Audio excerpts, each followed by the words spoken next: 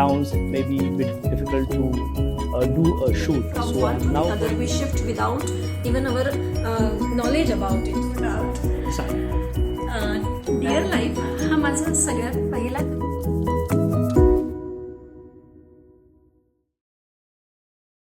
Hello everyone, welcome in the fresh episode of Bookbro. This is episode 76 and this is season 4, which now we are kickstarting with a very special book. Uh, the name of the book I will reveal in a couple of minutes, but before that, let me tell you what Bookbro is. If you are unaware, then Bookbro is a YouTube literary series about books, about appreciation of the literary context, text, the dialogues with the authors, and we have many episodes in English. We have many more episodes in Marathi, and we are hoping to expand our catalog, our reach to the wider audience, including the authors from other languages, other regional languages in India, and especially from Hindi as well. So this is season 4. I'm Dr. Ashutosh Javadekar, and in this today's episode, I'll be speaking about a very unique book.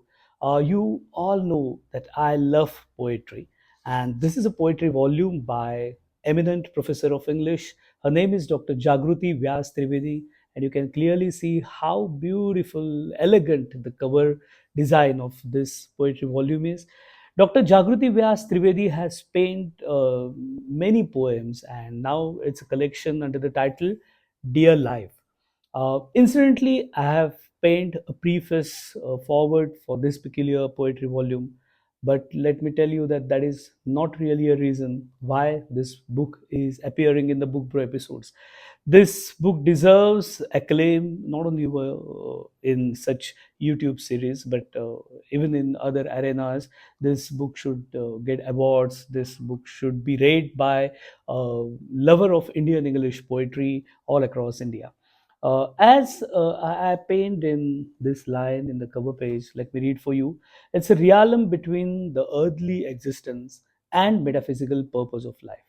So, if you recall that Raja Rao, uh, whom we can refer as a pioneer of Indian writing, Indian English writing, he once had said that Indian English should be a unique kind of identity.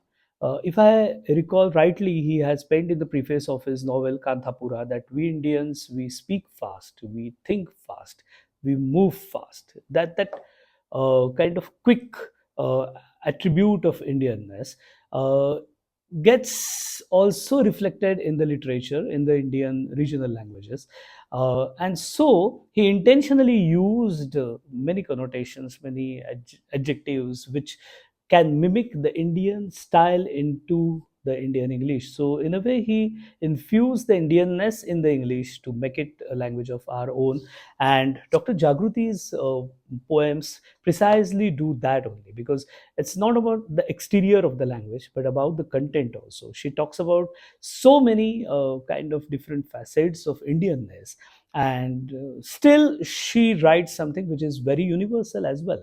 So this is very interesting mix which many Indian writers who write in English are trying to convey through their expressions these days, and Dr. Jagruti has estate. Dr. Jagruti ji had met me a couple of months ago in Pune, and it was a very interesting, very nice kind of meeting, having all good vibes around us. And I requested her that let me shoot her speaking about her poetry volume, because since we stay in different towns, it may be a bit difficult to do a shoot. So I am now going to showcase in this episode what the poet herself wanted to share with you audience. Hello, this is my very first book, Dear Life, a collection of some of the thoughts which came to me spontaneously. The thoughts cover the entire span, right from the feminine experiences, the feelings and the emotions which are there during the different stages of life, going to the metaphysical level, that is the spiritual experience that forms the crux of my poetry collection. I am very much glad that this book collection, this poetry collection was received in a very overwhelming manner by the readers, and this has definitely because the book has got the foreword by the famous critic, the well-renowned critic and writer, Dr. Ashutosh Javadekar. So because of that also, you see, the clarity is there in the thought process. And I would say that the poems which are there, the 43 poems which are there in this poetry collection, they are all very spontaneous, and it is just the first writing as it has come to my mind. So, thank you. Let me read a poem from Dear Life. Dr. Jagruti Vyas Trivedi pens down. The title of the poem is Urmila. The stoical, selfless, unnoticed note who embraced pen, seeking nothing in return. The unparalleled sacrifice in staying back, silently watching her life partner part. 14 years, the prime of life gone. The implicit turmoil within her heart never uttered a sigh, never asked why. He went, he went, becoming the shadow of someone else, giving his own shadow the share of the dark, putting an onerous weight on her tender shoulders, the mute agony in her eyes, unseen. Giving a tacit consent to her nuptial oath, she became a duty incarnate. Apart from a sleep, her pent up tears stayed with her. All those years, days and nights. Was she destined for the same? Urmila, the Urmila, an unheard name, an unnamed glory, the chord where absence might have broken the entire symphony. What an excellent poem this Urmila is. Because when we read it, we not only recall the references from the great epic Ramayana and about the, in a way, a kind of a very tragedy which Urmila had to suffer when her husband decided to go behind his brother Rama.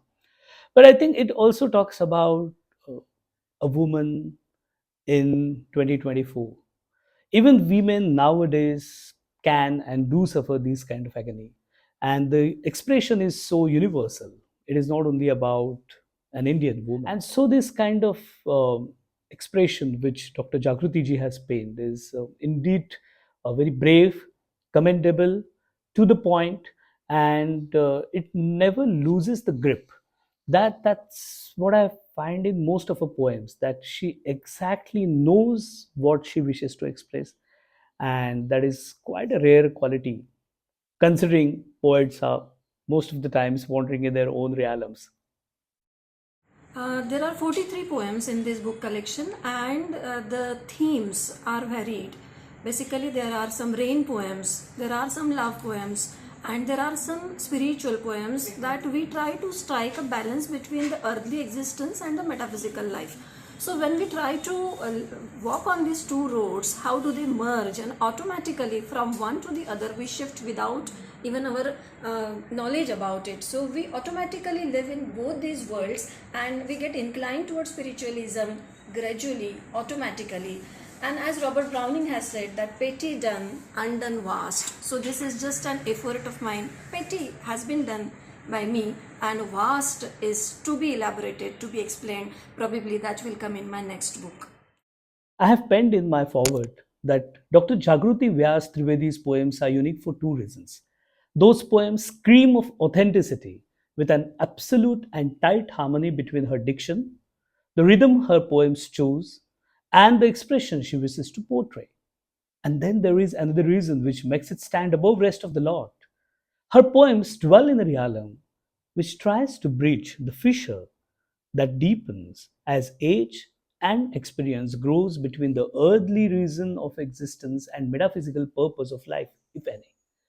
Now, this is the kind of when, which is a central vein I found in all her poems, that there is one metaphysical purpose of life, and then there is one earthly existence. And she tries to close that fissure. She tries to bridge those two ends with her beautiful words.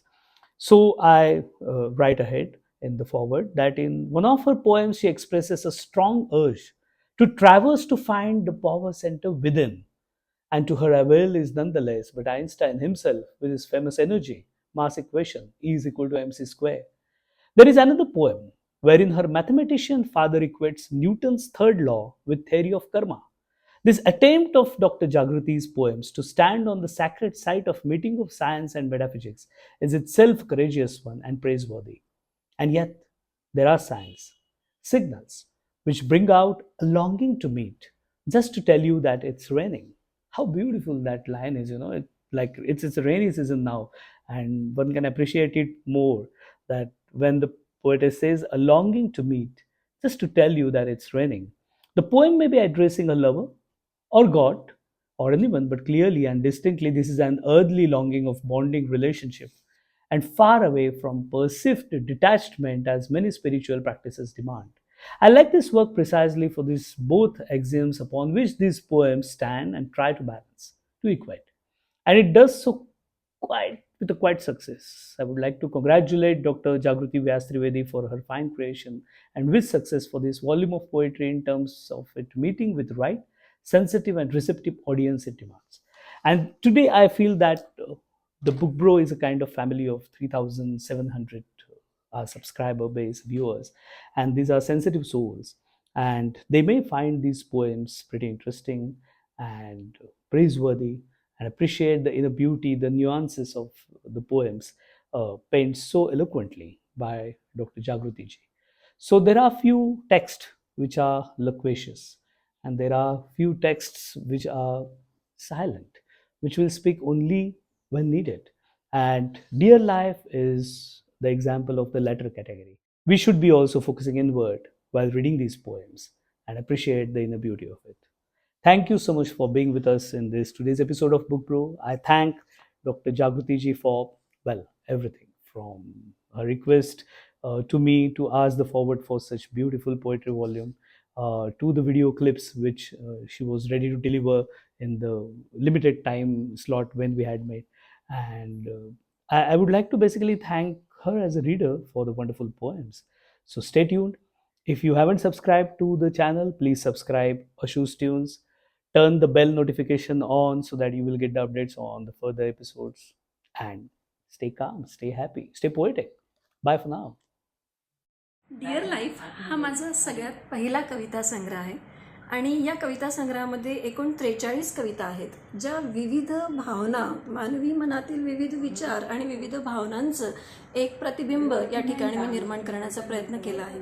वेगवेगळ्या ठिकाणी वेगवेगळ्या गोष्टी आपल्या मनात येतात आणि उत्स्फूर्तपणे त्या काव्याच्या स्वरूपातून बाहेर पडतात आणि त्या सगळ्या उत्स्फूर्तपणे बाहेर पडत असताना त्याच्यामध्ये एक विचार असतो, एक आध्यात्मिकता असते, एखाद्या वेळेला त्याच्यामध्ये शृंगार रस असतो, एखाद्या वेळेस त्याच्यामध्ये दुःख असतं आणि या सगळ्या भावनांना सोबत आणताना एका कवी मनातून ज्या ज्या गोष्टी आपोआप उत्स्फूर्तपणे निर्माण होतात त्याच मी या ठिकाणी निर्माण करण्याचा प्रयत्न केले आहेत. काही याच्यामध्ये पावसावरती लिहिलेल्या कविता आहेत कारण पाऊस आणि कवी यांचा अतिशय जवळचा संबंध. The chord where absence might have broken.